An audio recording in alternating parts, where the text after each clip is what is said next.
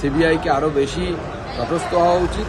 এবং আমার যেটা মনে হয় যে যেভাবে তথ্য প্রমাণ লোপাট করা হয়েছে তৃণমূল কংগ্রেসের পুলিশ দ্বারা, দেয়াল ভেঙে দেওয়া, সেই ঘরকে ভ্যান্ডালাইজ করা, বডি ওখানে পড়ে থাকা অবস্থায় হাজার হাজার মানুষ সেখানে গিয়ে ঘুরে বেরিয়েছে, গরু ছাগল যেরকম চড়ে মাঠে সেভাবে চড়েছে, স্বাভাবিক তথ্য প্রমাণ তো আর বেশি খুব থাকবে না, সেই ব্যাপারটাও আমরা বুঝতে পারছি। এই তদন্তের মোড় নেবে বলে আমার স্থির বিশ্বাস। ছাড় পেয়ে যাবো বলে যারা নিশ্চিন্তে ছিলেন, আগামীতে তাদের জন্য বিপদের খাড়া ঝুলছে বলে আমার মনে হচ্ছে। কারণ এই যে ইঙ্গিতটা, এই ইঙ্গিতের মধ্যে আমার নিজের ধারণা, গাট ফিলিং বলতে পারেন, যে অনেক কিছু জানতে চাইছে বিচার ব্যবস্থা। যে বিচার ব্যবস্থার কাছে যে তথ্য আছে, সেই তথ্যে বিচার ব্যবস্থা, অন্তত হাইকোর্টের বিচার ব্যবস্থা, তারা সন্তুষ্ট নয় বলে আমার মনে হয়েছে। দেখুন, এটা সত্যি কথা বলতে এটা আমাদের কাছে মানে লজ্জার হলো। সিবিআই তো শুধু তদন্তকারী সংস্থা নয়, সিবিআই আমাদের 140 কোটি দেশের, ভারতবর্ষের সর্বোচ্চ তদন্তকারী সংস্থা। এবং যে বিষয় নিয়ে তারা তদন্ত করছিল সেটা বিরলের মধ্যে বিরলতম বলে মানে ইতিমধ্যেই চিহ্নিত হয়ে গেছে।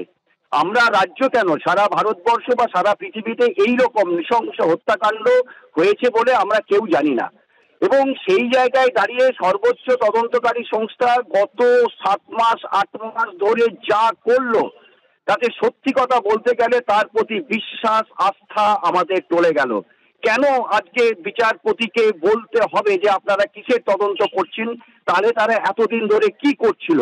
এটা ভারতবর্ষের গণতন্ত্রের পক্ষে মোটেই ভালো লক্ষণ নয় যে তারা যদি তদন্ত না করে এরকম একটা পর্যায়ে, এরকম একটা নৃশংস হত্যাকাণ্ড সারা মানে রাজ্যের মানুষ, দেশের মানুষ, পৃথিবীর মানুষ যেখানে রাস্তায় নেমে এসেছিল, তার যদি এই হাল হয় তাহলে আমরা যাব কোথায়? সাধারণ মানুষ যাবে কোথায়? কোথায় বিচার চাইবে?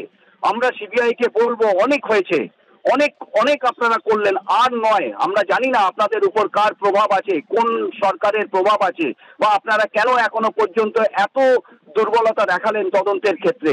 কিন্তু ন্যায় বিচারের জন্য সত্যি কথা বলতে শুধু চিকিৎসক সমাজ নয়, সারা রাজ্যের মানুষ, সারা দেশের মানুষ তারা কিন্তু আছে।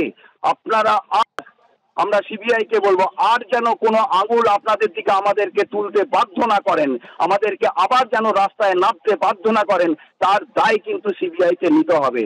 যা হলো তাতে সত্যি সত্যি মানে যদি বলেন আমাদের হৃদয় ভেঙে যাচ্ছে।